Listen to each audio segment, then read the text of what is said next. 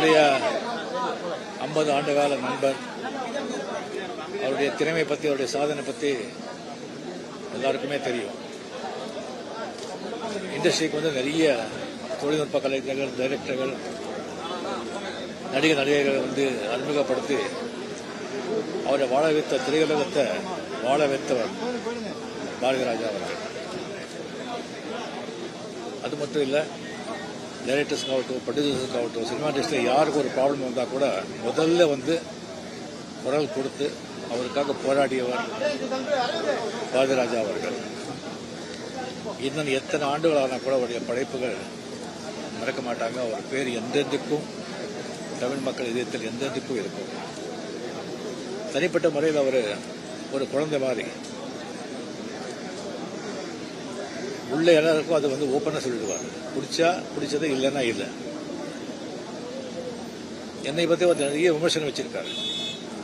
நான் முன்ன எனக்கு பிடிக்கும், ஆனால் அவன் நடிப்பு எனக்கு பிடிக்காது அப்படின்னு சொல்லுவார். அவர்கிட்ட இருந்தாலே அவ்வளோ ஒரு சந்தோஷமாக இருக்கும், அவ்வளோ ஒரு மகிழ்ச்சியாக இருக்கும். அவ்வளோ ஓப்பனாக அவ்வளோ நல்லா பேசுகிறவங்க யாருமே இருக்கவே மாட்டாங்க. அதனால தான் மறைஞ்ச புரட்சித் எம்ஜிஆர் அவர்கள், டாக்டர் கலைஞர் அவர்கள், நடிகர் தலைவர் சிவாஜி சார் அவர்கள் எல்லாருக்குமே அவர் அவ்வளோ ஒரு நட்பு, அவ்வளோ அன்போடு இருந்தவர்.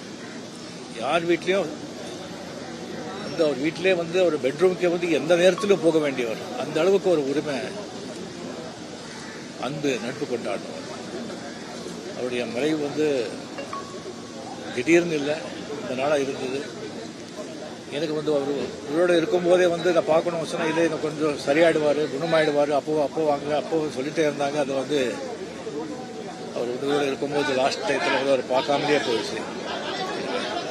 அவர் என்றென்றும் என்னுடைய நிறைவில் என் கூடவே எல்லாரும் எப்பவும் இருப்பார். ஆத்ம சாந்தி அடையட்டும். அவர் குடும்பத்தாருக்கு ஆழ்ந்த அனுதாபம். நன்றி.